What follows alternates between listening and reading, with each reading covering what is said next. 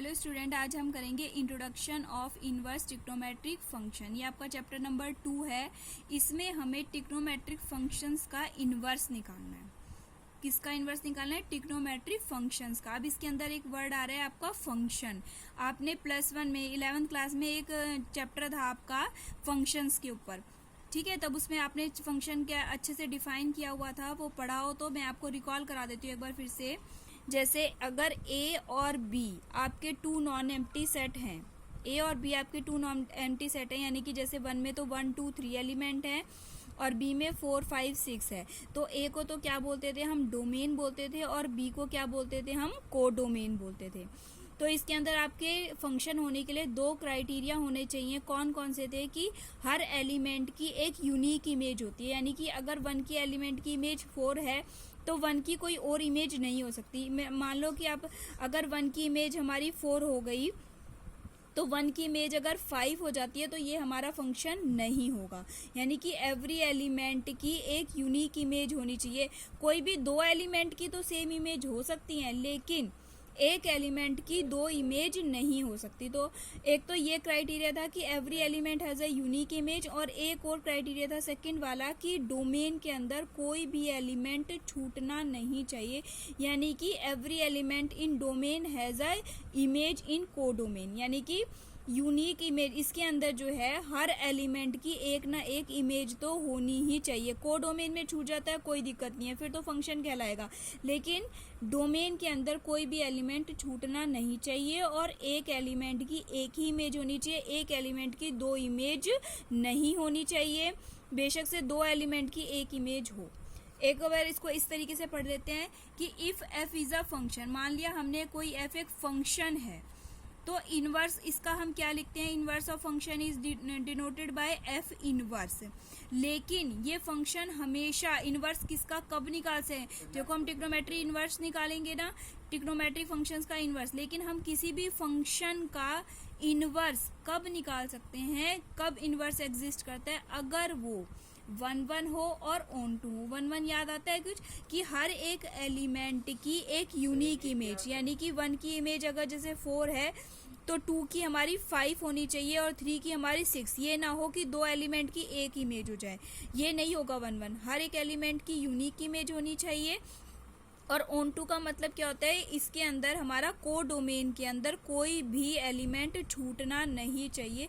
हर एक एलिमेंट की कोडोमेन की एक प्री इमेज होनी ही चाहिए। तो ये होता है हमारा 1 1 ऑन टू। तो हमारा फंक्शन को इन्वर्स करने के लिए हमारे 2 क्राइटेरिया होंगे। एक तो फंक्शन 1 1 होना चाहिए और दूसरा ऑन टू। अगर कोई भी फंक्शन 1 1 और ऑन टू नहीं है तो वो इन्वर्टेबल नहीं होगा, यानी हम उसका इन्वर्स नहीं निकाल सकते। जैसे इसको अगर हम ऐसे लिखेंगे, f is such that x to y। अगर एक फंक्शन है x से y के ऊपर है, इस तरीके से है कि अगर मैंने इसमें से कोई एलिमेंट लिया x, तो उसकी इमेज कहाँ बनेगी? हमारी y के अंदर। f(x) is equal to y हो जाएगा। और ये हमारा कैसा होना चाहिए? 1 1 भी होना चाहिए और ऑन टू भी होना चाहिए। अगर 1 1 और ऑन टू भी है और इमेज भी मिलती है तो हमारा इसमें एक यूनिक फंक्शन डिफाइन करते हैं हम इसको। तो we define a unique function g। एक ऐसा फंक्शन g डिफाइन होगा कि अब हम y में से कोई एलिमेंट लें तो उसका जो है प्री इमेज किस में होनी चाहिए? x में होनी चाहिए। इस तरीके से कि gy इज इक्वल टू क्या हो जाता है? हमारा x। तो जहाँ पर x कहाँ से लिया हमने? x से y क्या लिया है? fx। y कहाँ से लिया है? हमारा y की इज इक्वल टू क्या होता है? fx। और जबकि y कहाँ से लिया हमने? y belongs to y। Then g is called the inverse of f। एक बार मैं इसको इस तरीके से बता देती हूँ, देखो आपको दोबारा से, कि अगर हम इसमें से कोई एलिमेंट लेते हैं तो उसकी एक यूनिक इमेज होनी चाहिए, इसकी एक यूनिक इमेज होनी चाहिए, और कोई भी एलिमेंट, ये तो फंक्शन तो कहलाएगा ये।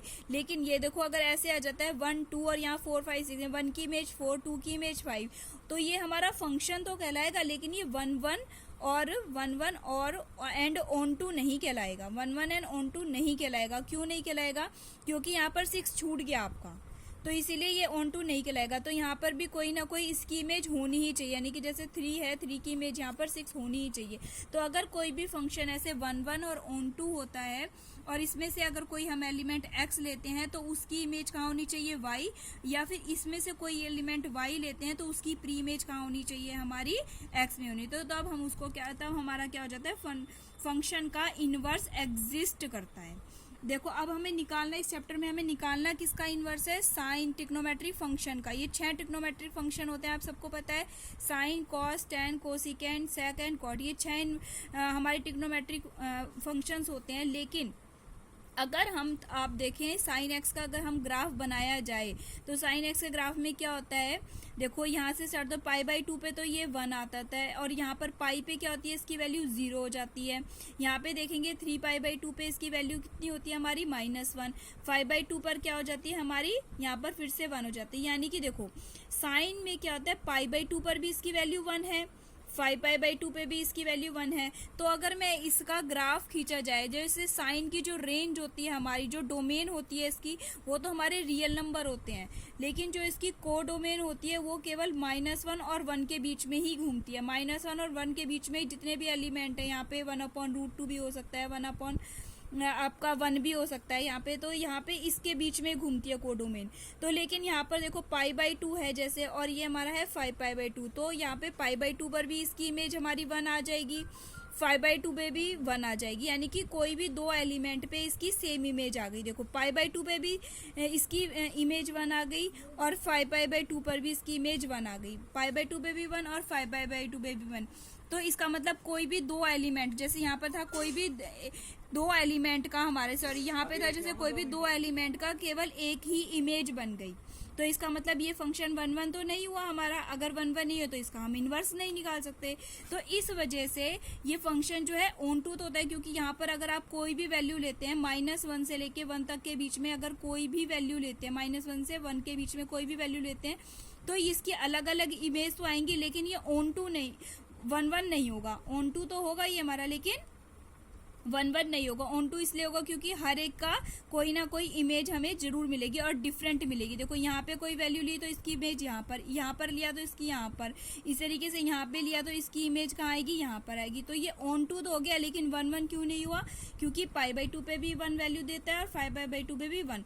तो इसको हम डिफाइन करने के लिए हम क्या करते हैं, इसमें थोड़ा सा ये जो साइन का फंक्शन, कॉस्ट एंड ये होते हैं, इनकी डोमेन और रेंज को हम रिस्ट्रिक्ट कर देते हैं, थोड़ा सा कम कर देते हैं, इनका कुछ पार्ट लेते हैं ताकि हमें 1 1 और ऑन टू मिल सकें। तो जैसे हमारा कहाँ पे आ जाएगा, ये वाला, जैसे साइन का हम सिर्फ ये वाला पार्ट लेते हैं, इसके अंदर कोई भी 2 एलिमेंट का, यहाँ पर 1 1 कोई भी 2 एलिमेंट का एक ही वैल्यू नहीं देगा हमें, और यहाँ पर हमारा ऑन टू फंक्शन भी देगा ये हमारा, और 1 1 फंक्शन भी देगा।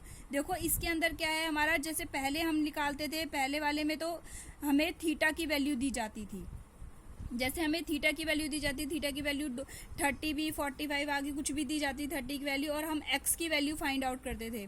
एक्स की वैल्यू अगर साइन 30 रखेंगे तो 1/2 आ गई थी, 45 रखेंगे तो 1/√2 आ गई थी। लेकिन इनवर्स ट्रिग्नोमेट्री में क्या होगा हमारा, हमें ये एक्स की वैल्यू दी जाएंगी, हमें ये एक्स की वैल्यू दी जाएंगी और हमें थीटा की वैल्यू निकालनी होती है। देखो ध्यान से, पिछले वाले में पहले हमारा क्या होता था, थीटा की वैल्यू दी जाती थी और हम एक्स की वैल्यू फाइंड आउट करते थे, और इनवर्स में क्या होगा, हमें एक्स की वैल्यू दी जाएगी और हमें थीटा की वैल्यू निकालनी होगी। अब इसके अंदर, इस एक्सरसाइज में आपके अंदर क्वेश्चन में निकालने के लिए आपको डोमेन और रेंज आपको बताया गया है। जो रिस्ट्रिक्टेड की बात करी है तो वो बताया गया है कि डोमेन यानी कि जो हम वैल्यू कहाँ से कहाँ तक रख सकते हैं, एक्स की वैल्यू कहाँ से कहाँ तक रख सकते हैं, और रेंज यानी ये कहाँ से कहाँ तक जाएगा, ये हमें कहाँ तक आंसर देगा। यह थीटा जो है हमारा कहाँ से कहाँ तक आएगा, -π/2 से लेके प्लस के π/2 तक, इसके बीच में भी आएगा और ये भी एग्जिस्ट करेगा, -π/2 से लेके π/2 के बीच में एग्जिस्ट भी करेगा, और ये भी इसके अंदर इंक्लूड होंगे। ये क्या होता है हमारा क्लोज इंटरवल, ठीक है। जब ऐसे करके आता है ये हमारा क्या हो जाता है, क्लोज इंटरवल। तो साइन इनवर्स की डोमेन कहाँ से कहाँ तक होती है, -1 से 1 के बीच में होती है, और ये -1 और 1 भी इंक्लूड होता है, और रेंज कहाँ से कहाँ तक होती है, -π/2 से +π/2 के बीच में रेंज होती है। इसी तरीके से कॉस इनवर्स एक्स की जो डोमेन होती है वो -1 से 1 के बीच में होती है, और जो रेंज होती है वो क्लोज इंटरवल क्लोज इंटरवल किसके बीच में आती है, 0 से पाई के बीच में आती है। जो tan इनवर्स x है इसकी डोमेन हमारी और यानी रियल नंबर होती है। जो इसकी रेंज है हमारी ये ओपन इंटरवल है बच्चों। ओपन इंटरवल में क्या होता है, ना तो ये माइनस का π/2 जाएगा इसमें, ना π/ प्लस का π/2 आएगा, सिर्फ इसके बीच की वैल्यू। क्लोज वाले में तो ये माइनस π/2 और π/2 इंक्लूड होता है, लेकिन ओपन वाले में ये और ये इंक्लूड नहीं होगा। कॉट इनवर्स एक्स की रेंज भी डोमेन जो होती है वो भी रियल नंबर होती है। जो इसकी जो रेंज होएगी वो ओपन इंटरवल 0 से पाई के बीच में आएगी। y is equal to sec inverse x है जैसे, तो इसकी जो डोमेन है वो क्या होगी, रियल नंबर में से -1 से 1 के बीच की, और ये भी हटा देते हैं। और जो इसकी रेंज है वो आएगी क्लोज इंटरवल 0 से पाई, लेकिन उसमें से π/2 को हम माइनस करेंगे। क्यों माइनस करेंगे, क्योंकि जो है सेक जो है π/2 पर डिफाइंड नहीं होता, ये क्या होता है हमारा नॉट डिफाइंड। इसी तरीके से कॉसेक इनवर्स एक्स की जो हमारी डोमेन है वो भी यही होती है। देखो ध्यान से देखो, ये इसी तरीके से टेबल बनाई गई है, आपको याद करना है। साइन इनवर्स एक्स की कॉस इनवर्स एक्स की सेम है डोमेन, tan इनवर्स एक्स की कॉट इनवर्स एक्स की सेम डोमेन है, सेक इनवर्स एक्स और कॉसेक इनवर्स एक्स की देखो डोमेन जो है सेम है। तो इस तरीके से टेबल ये आपको अच्छे से लर्न करनी है, क्वेश्चंस निकालने के लिए बहुत ज़्यादा नेसेसरी है और ये आपको लर्न ही करनी पड़ेगी। अब ये देखो यहाँ पर इसमें कॉसेक इनवर्स एक्स जो है इसकी जो रेंज होती है वो -π/2 और π/2 के बीच में होती है, क्लोज इंटरवल है, लेकिन इसमें से क्या करेंगे, 0 को माइनस कर देंगे, क्योंकि इसमें ये कॉसेक क्या होता है हमारा नॉट डिफाइंड होता है। अब ये ध्यान से देखेंगे, देखो जैसे हमारे पास साइन स्क्वायर थीटा होता था, तो साइन स्क्वायर थीटा को हम क्या लिख सकते थे, साइन थीटा का होल स्क्वायर। लेकिन साइन इनवर्स थीटा को आप ये मत समझ लेना कि इसको 1/sin थीटा रख देंगे, ये गलत हो जाएगा हमारा। Sine inverse theta is not equal to 1/sin theta. अच्छा, जैसे हमने +1 में पढ़ा था कि जो साइन माइनस में थीटा होता है उसको क्या लिख देते हैं हम, माइनस का साइन थीटा लिख देते हैं। कॉस जो माइनस थीटा उसको क्या लिख देते हैं, प्लस का कॉस थीटा। यहाँ पर भी थोड़ी सी चीज़ें थोड़ी सी डिफरेंट आ चुकी हैं आपकी बार। इनवर्स वाले में देखो साइन, टेन और cosec inverse theta. Sine inverse minus theta, minus का sine theta, tan inverse minus theta क्या हो जाएगा, माइनस का tan inverse theta. Cosec inverse minus theta is equal to क्या आ जाएगा, माइनस का कॉसेक इनवर्स थीटा। लेकिन जो हमारा ये कॉस, सेक और कॉट है, इसमें अगर बीच में माइनस आ जाता है, जैसे कॉस थीटा में तो ये माइनस को एब्जॉर्ब कर लेता था, कॉस माइनस थीटा हमेशा पॉजिटिव लिखते थे, लेकिन यहाँ पर नहीं होगा। कॉस इनवर्स माइनस थीटा क्या लिखेंगे, pi minus cos inverse theta, sec inverse minus theta pi minus cot inverse theta, और cot inverse minus theta is equal to pi minus cot inverse theta. Okay बच्चों, ये अच्छे से basic समझ लेना, एक बार बुक में रीड कर लेना और इसके एग्जाम्पल्स पढ़ लेना।